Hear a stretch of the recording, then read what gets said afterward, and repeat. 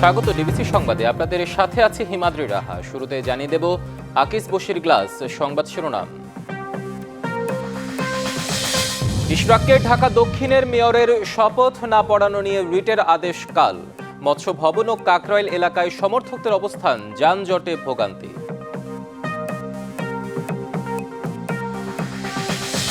অবিলম্বে ইসি পুনর্গঠন ও স্থানীয় সরকার নির্বাচনের দাবি এনসিপির।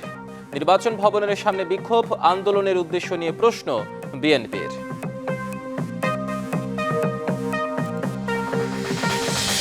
তদবির বাণিজ্য সহ নানা দুর্নীতির অভিযোগে স্বাস্থ্য উপদেষ্টার সাবেক দুই পিও এনসিপি নেতাকে দুদকের জেরা।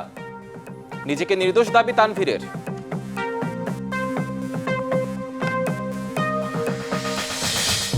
এবং এনবিআর চেয়ারম্যানের অপসারণ দাবিতে কাল থেকে অসহযোগ কর্মসূচির ডাক। 26 মে থেকে ট্যাক্স, কাস্টমস ও ভ্যাট বিভাগে পূর্ণাঙ্গ কর্মবিরতি।